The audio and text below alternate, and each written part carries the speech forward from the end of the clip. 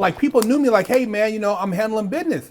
But like you said, it's a different type of awareness. What really put you guys being in the military? What was like the that waking moment? I mean, for me, it was when they put the handcuffs on me in the beach, and I looked at the ocean, and they locked me up, and the cops were laughing like, "Oh man, this was a great chase today." I was just about to get off my shift, man, and I'm like, "Damn, man, the video game is over with." It's like that's what it like. Literally, I had an epiphany. Yeah, I told you mine on your episode of the War on Terror is a racket. So like, I think mine wasn't like one stark moment. I think my realization came kind of incrementally, but we were working together as contractors. So I'm still going back to Afghanistan and Iraq as a civilian, and I'm over there sitting in the chow hall, like still in Afghanistan, years later, listening to some general tell a press conference that any minute now the Afghan army is going to be fully capable of doing this themselves, and me working there knowing that that's a complete lie. And I'm like, what are we like? Kind of like, what are we still doing here? And it gets me thinking and kind of looking into the government in a more critical way, right? But then really what happened was COVID. COVID happens, and all these things that I've been kind of considering, like, man, maybe these guys, maybe, and then kind of like instantly, I'm like, oh, and then in very that short COVID order, was crazy, bro. Right, but it showed me in an unmistakable way that these guys will do whatever they want. I'm like, well, what kind of people do whatever they want? And then I started looking into it, and then like once you're kind of once your mind opens to the potential that you've been lied to, then things that you couldn't see before, when you look at them again, you can see now. I think it probably helped all of us here in the fact that we weren't squares, right? So that all of us had lived lives that people would have thought of like as outside the norm, right? To be a criminal or to be in the military, which is just basically criminal behavior that's been like rubber stamped. Yeah. Like, we understand that once a certain group of people meet a threshold that we require, it's totally okay to kill them. Yeah. Right? And so what normally people think is that, well, nobody would ever think that way about us. But then you start looking at some of these skyscrapers around here, and you're like, and like during that COVID time, we were together, so we were bouncing shit off each other. And so it just kind of came to my realization after like being in a lot of observation. It's like, oh, there's a whole nother group of people above us who once we meet a certain threshold, they'll just kill us.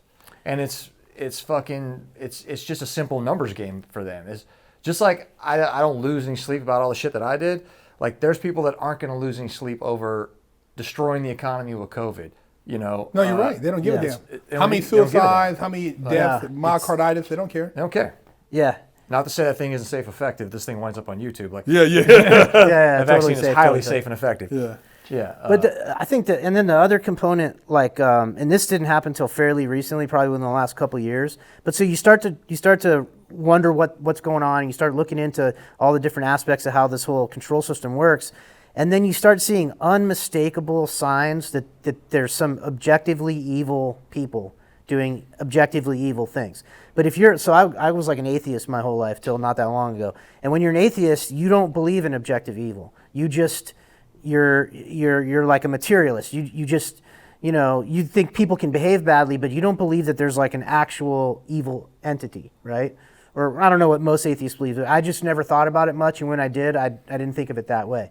But then I started looking at these people, I'm like, no, there's something else going on here. There is objective moral standards for things, and so I started looking into that a lot more and having like a more spiritual orientation to stuff, and then that opens up another level of understanding where you're like, yeah, because some things defy logic, like how shitty these people are. Like you wouldn't just do what they're doing just for money.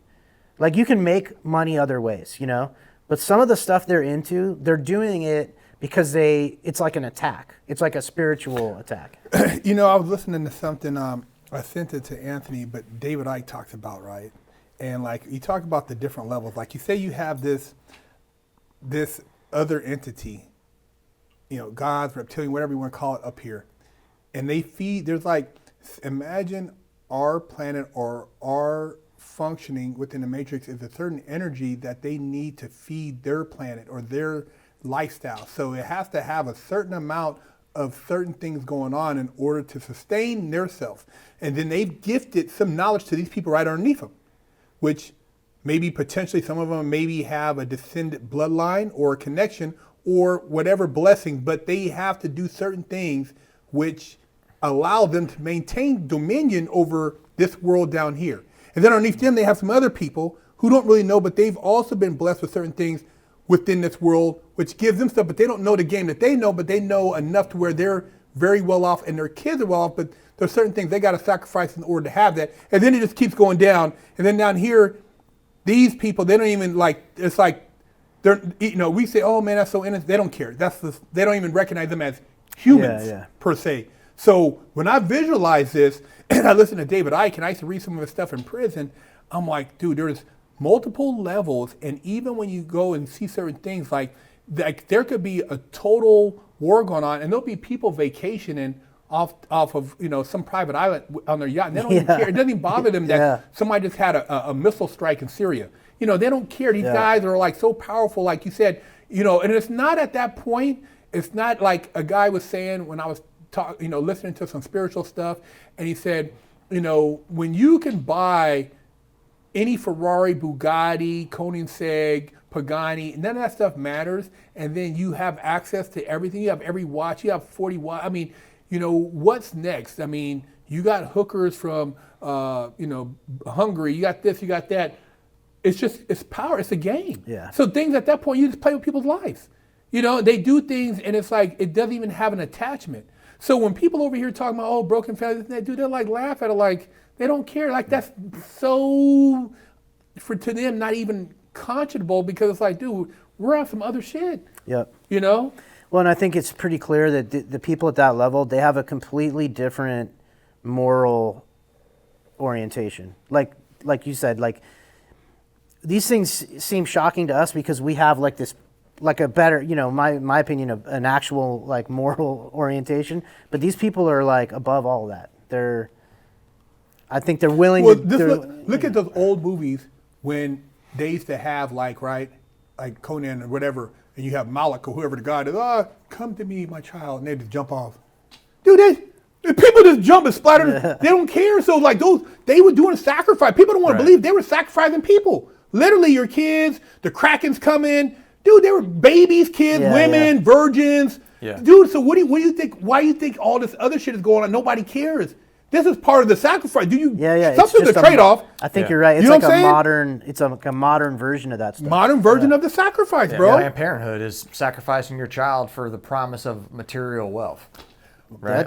Shit. But the Planned Parenthood also, you know, hey, tinfoil hat serves another purpose with what they get from the adrenochrome. Yeah. And you know, if we want to even say material. that exists, I don't even know if it exists. I mean, I just heard. I don't know if it's real, you guys. Hey, it's a legend. It's legendary. It's weird. You can look it up and find. I don't know. Hey, what do we know? Right. And also, it's like with a lot of these rabbit holes. Some of these, like that being one, or just pick a thing. I don't know, the Kennedy assassination or whatever. Right. That's also another place where you can get stuck. So there's people that get kind of aware that there's fuckery going on, and then they start investigating, and their life becomes investigating, and it's like, well, now they got you. They got you stuck in that rut, you know? You're on repeat. James Earl Jones' character in Conan the Barbarian, which is funny because it's like one of my favorite movies of all time, he gives the game up right there to Conan. He explains to him. He explains to him that the true power is the transmutation of will. Because Conan asked him about the riddle of steel. Yeah. And he's like, you know what it is, don't you, boy? You know what I'm saying? He's like, steel isn't powerful. You know, flesh is stronger. Like, what is steel compared to the hands that wields it, right? And that's when he points to the girl on the cliff. Yep. He's like, come here. And she just fucking dives off. He's like, that's strength, boy. That's power. I pointed at that chick and she dove the fuck off, right? Like, people pointed at me and him, and we went to Afghanistan and fought. Remember, he offered Conan to become a part of his king. He was going to give him a position. Yeah. And Conan's like, you know what I mean? So he fought like these he had to deal with that spiritual, because he's trying to trust free will. Remember? I don't remember. I haven't watched it in a while, but remember Conan, he gave him an opportunity, like he's seen a potential. I'm like, I need you as one of my, you can come and look at all this. He offered him the virgins, all this, because I think he drank and partied a little bit, but then he's like, hold on. this ain't really what I came here for. Yeah. I got to watch it again, but yeah. Well, it's Yeah, at I the wanna very watch it end. He lops his head off. He's at the very end. Yeah. He almost kind of tells him like, "Oh, yeah, you made it. Yeah, Like, yeah. It was all just a test, and here you are now Yeah, standing good next job, to me buddy. on top of this pyramid." And Conan's like, "Yeah," and splits his wig. Yeah. Oh, That's man. easily one of the best movies I think ever made. Damn, I'm gonna watch Conan that. the Yeah. Barbarian. Yeah, Like, Conan. You know, I remember when as a kid, remember he was pushing a grinder. Yeah. And then he got hella Yeah, swole. the Remember he wheel, pushing yeah, that around yeah. the circle and then Just started doing gets the fight. jacked. Yeah, that's why he got jacked. And that's a movie that if you watch it, going back to the vibration of the music and like vibrational alchemy, there's very few lines of dialogue in that entire movie. Like there might be a fucking handful, like maybe like a paragraph. And the rest of it's just that score.